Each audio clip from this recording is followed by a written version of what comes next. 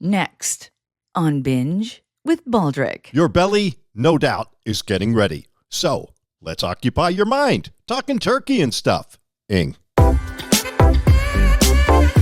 This is Binge with Baldrick, the interesting show for curious minds and hungry hearts. Here now, a guy who's lived his entire life with artificial intelligence, Thomas Baldrick. Greetings, friends. Much love and gratitude for being here. I am Thomas Baldrick. I woke up today. Life is good. I am Julian Baldrick's dad. This Thanksgiving episode has info you may want to know, so let's go. Thanksgiving is the day on the calendar when Americans focus on giving thanks. Much of being thankful has to do with family and close friends, and of course the holiday feast. But otherwise, feeling thankful for the most part is an immediate reaction to a nice moment, a gift or a favor, an act of kindness, or a certain situation that goes our way. Gratitude is different. To me, it is much deeper emotionally and more meaningful mentally. Gratitude is more of a paying it forward thing. This kind of positive thinking doesn't need anything to trigger it. I'm living proof this can be a purpose-driven action for both a healthier heart and mind. If you are new to Binge with Baldrick, I don't want you to think my expressing gratitude is just because this is a show at Thanksgiving. It is important to me to begin every episode and end every day by expressing gratitude. Yet I do hope it may inspire you or others. Showing gratitude was something I had long done, but I recall dedicating myself to it when my son Julian was just a little guy. Many years later, I still do not go to sleep without owning reasons to be grateful. Naturally, my son is always a big part of this. Some nights, my grateful acknowledgments are very long. After Julian, I might recall helping a stranger or making someone smile or laugh. I'm grateful for people I know and love and pray for the best in others. I express gratitude for a good workout, good ideas, work gigs, a sunset, getting past mistakes I may have made or things I wish I had done better, you name it. Some people I know write a gratitude journal, and that sounds really cool. But I just got started doing mine laying in bed, kind of like the nightly ritual reading to my son. Listen, at times I have had to stretch, but not once have I ever failed to find something to be grateful for. And the truth is, once you identify the first thing, you'll always find more. They just keep coming. I swear it's the truth. Gratitude is such a gift that keeps on giving. Get this, even if you feel you are at rock bottom or just feel awful, you can realistically be grateful because there is no way to go further down or feel worse. And being a creative Pisces, I like to think that I am one of the great holders of hope ever created. Oh, the joys of being a dreamer. But you can be too. I am grateful this podcast is a platform to reach others, and while I wish the audience was growing faster, I know what I am saying right here, right now, has the power to attract someone who needs some kind of inspiration and motivation to create change, to keep going, keep growing, keep looking for meaning and purpose and happiness on their unique journey. Sorry, not sorry for saying all that. Now, to lighten things up. Let's talk turkey. You know the saying, but do you know the story behind it? The established beginning of Talkin turkey was 1824. One of the reasons claims the colonists would often attempt friendly talks with natives about the supply of wild turkeys. And it got so common, a native would greet a colonist asking if they came to talk turkey. Makes sense, doesn't it? The meaning shifted to describe an honest and direct discussion. If you want to get down to business, you'd say, let's talk turkey. As for the phrase cold turkey, That began in the 1920s. Seemingly, it spun off the term talking turkey. If someone went cold turkey, they weren't messing around. They were getting after something fully and right away. It evolved into being known for abruptly trying to quit a habit or addictive substance like drugs or alcohol. Moving on to talking wild turkeys. They are found in 49 states, no Alaska. Turkeys can have wingspans more than 5 feet and carry over 5,000 feathers. The feathers serve as insulation, decoration, camouflage, and wings for flying. Wild turkeys, however they travel, are fast. Running is their first line of defense. Strong legs help them sprint up to 25 miles an hour. When that isn't enough, they can fly double that, over 50 miles an hour, but for short distances. Turkeys only fly in emergency situations and to get up in trees for sleeping at night. This protects against predators such as foxes, coyotes, and raccoons. Turkeys, though, must also worry about bird-on-bird crime. Bald eagles look to feast on them. And for me, graduating from Temple University, being a Temple owl, I find it fascinating that owls also hunt turkeys, even though turkeys are generally larger than them. And in case you're wondering, no domesticated turkeys, they just don't fly. They can't. They are way too fattened up in order to deliver more meat to our dinner table. Turkeys are rare animals in that they see life in living color.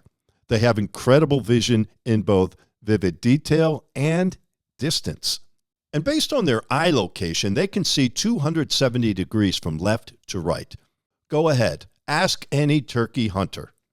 These birds are smart, and along with their vision, camouflage, and flying speed, they are quite the challenge. Turkeys mainly eat seeds, nuts, and berries, and they also do that quickly. Scraping the ground, they can cover a mile in about 30 minutes. Like other birds, turkeys don't have teeth, but they do have 2 stomachs and an area called a crop. This temporarily stores food for later. The first stomach uses acids to break down food, along with a special area called the gizzard, which has added muscles for grinding food. Turkeys even swallow small stones to aid in digestion. Many of us on Thanksgiving wish we had such handy tools. The only ones who gobble are the male turkeys, the toms. It's their version of a lion roaring or a dog barking. Female turkeys, the hens, they cackle, not gobble. All turkeys are very vocal. They have some 24 distinct sounds they use in communication. The snoot is that fleshy part hanging over the turkey's beak.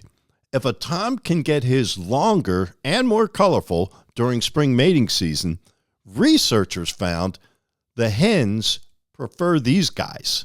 So yes, it seems size matters even among turkeys.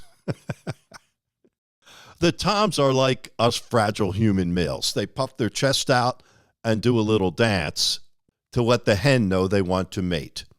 And like many humans, all turkeys, both male and female, have more than one mate. Sometimes one right after another.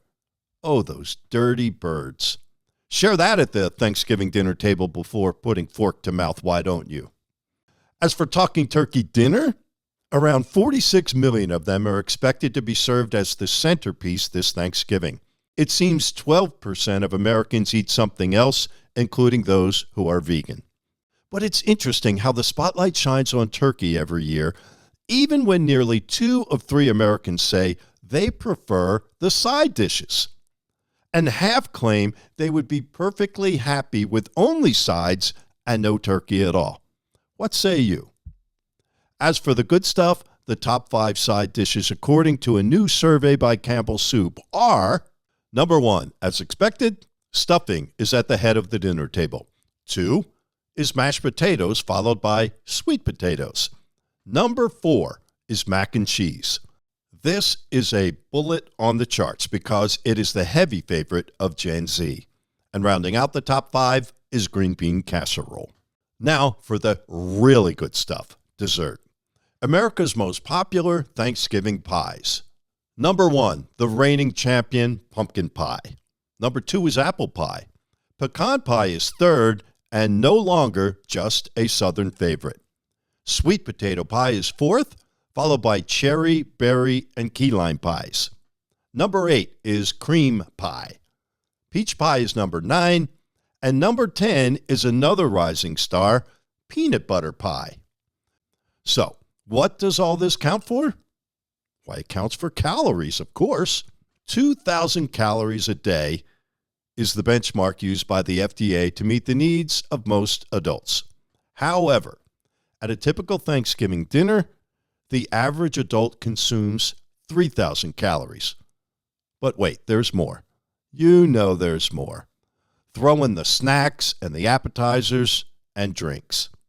The number hits 4,500 calories, even topping 5,000 calories for more than a few Americans. And speaking of drinking, it is believed that a typical adult has between 3 and 4 drinks on Thanksgiving. Now, considering the fact that not everyone partakes, this means the number of drinks by those who do is often higher. Here, the risk is much greater. Burning calories is hard enough.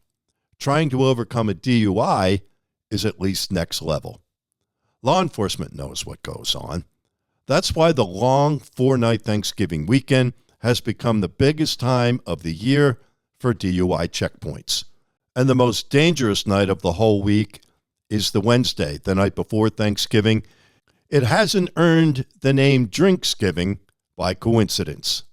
Here in Arizona, for example, if you are convicted of a DUI, your first offense means jail time, a suspended driver's license, and an interlock ignition device. States such as Utah have really low legal blood alcohol limits down at 0.05. Any DUI often can cost a person as much as $30,000.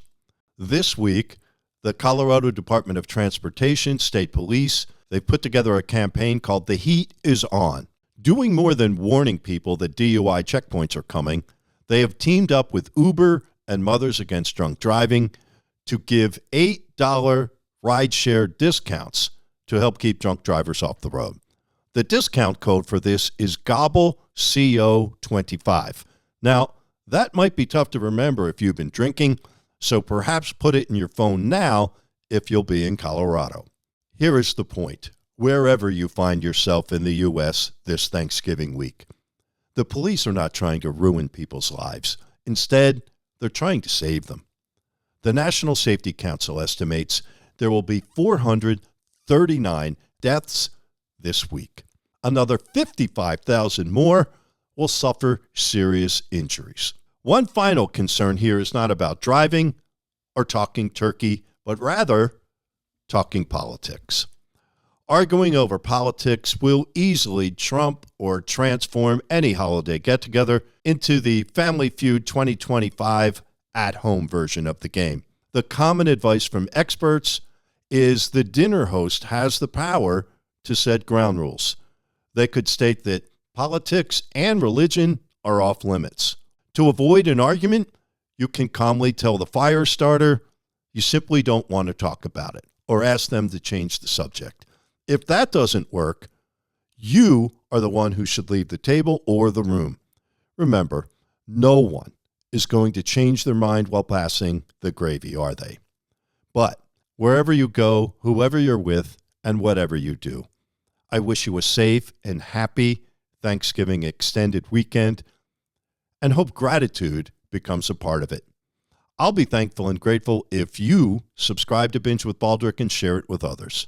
Regardless, until next time, Godspeed, my friends. And go birds. Not turkeys, Philadelphia Eagle kind. Go birds.